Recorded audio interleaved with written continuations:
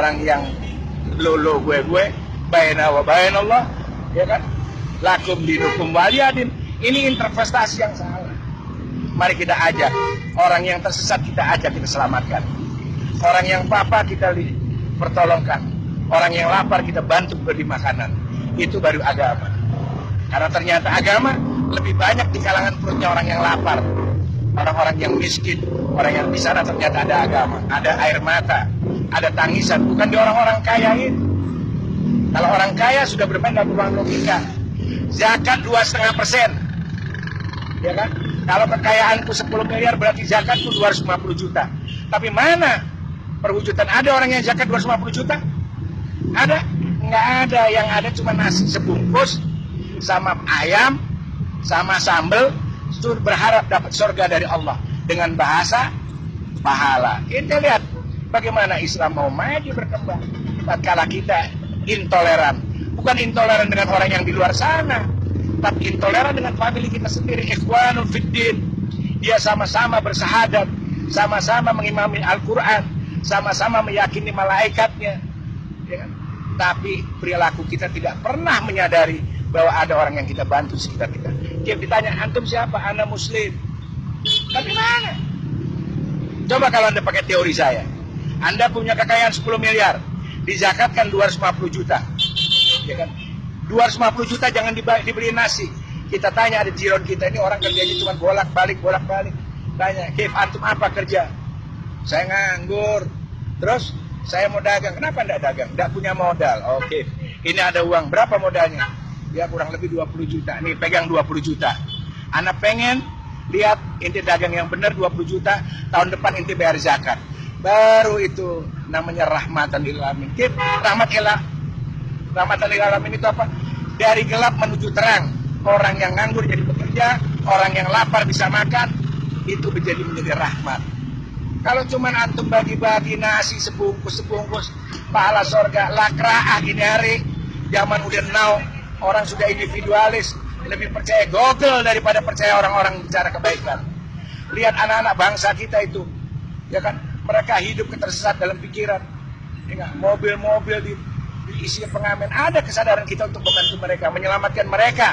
Minimal jangan selamatin akhirat dah, dunianya dulu selamatin, ya kan? Insya Allah akhiratnya nanti. Kan nggak ada.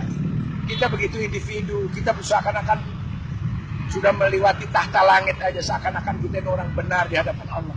Padahal kita belum tentu bisa selamat. Tidak menjamin dagangan kita dibeli sama Allah. Kita ini pedagang. Kita ini pedagang amal. Yang mudah-mudahan dagangan kita dibeli Allah. Jangankan kita bisa dibeli, sah menurut furu syariat aja sudah alhamdulillah. Kita bersyukur, artinya kita ngaji. Tapi tetap kita ada wara. Wara itu berhati-hati di dalam kebenaran agama kita.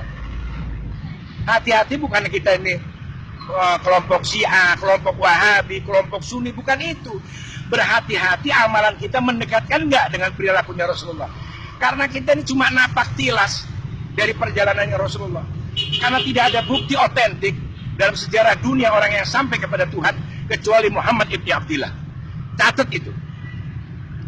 Hanya Muhammad ibn Abdillah yang membuktikan bahwa dia sudah berjumpa sama Allah. Ya kan? Ada namanya Siddhartha Gautama. Dia tidak sampai pada itu. Ya kan? Ada yang orang-orang hebat tidak akan pernah sampai. Cuma satu-satu buktinya.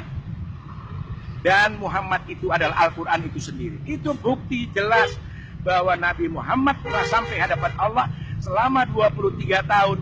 Dari lisannya yang mulia lahirlah Al-Quran yang pada awalnya la hurfin wala sautin. Itu Al-Quran dari lisan yang mulia, dari hatinya yang jernih. Kenapa? 23 tahun itu bukan waktu yang sedikit. Kalau ente sudah mikirin fulus, mikiran dunia, pengen punya mobil mewah, tapi Rasulullah steril dari pemikiran itu, sehingga Al-Quran itu murni dan menjadi penuntun umat sampai hari ini, dari dunia sampai akhirat. Makanya Al-Quran itu wasifa, wadawa, apa lagi? Wadu'a. Itu karena kejadian hati Rasulullah. Jadi mustahil kalau otaknya hubud dunia, ya kan, masih senang-senang duniawi, nggak ada itu. Jadi kalau Anda ingin menjadi orang yang berbeda, maka berbedalah engkau dalam segala perilaku daripada orang umum. Makanya Imam Ghazali sendiri memberi batasan. Ada kelasnya awam, ada kelasnya khas, ada khas bil khas. Ternyata khas bil khas itu awam itu adalah pola pikir, mindset cara berpikir kita. Maka di dalam ajaran agama lain juga ada. Namanya kasta, ada Brahma, ada Sudra, ada Waisya. Ternyata itu cara berpikir. Seorang Brahmana tidak mungkin berpikir cara Sudra. Orang yang khas tidak akan berpikir cara orang awam. Jadi cara berpikir bukan status sosial.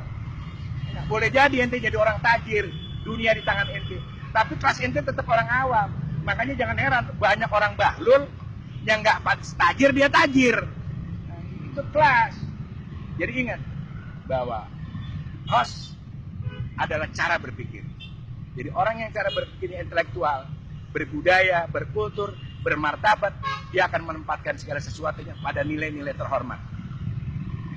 Tapi kalau antum memang orang rendahan, walaupun anda di pinggir jalan, ditaruh di istana sekalipun tetap anda rendah dalam berbudaya dan berkultur.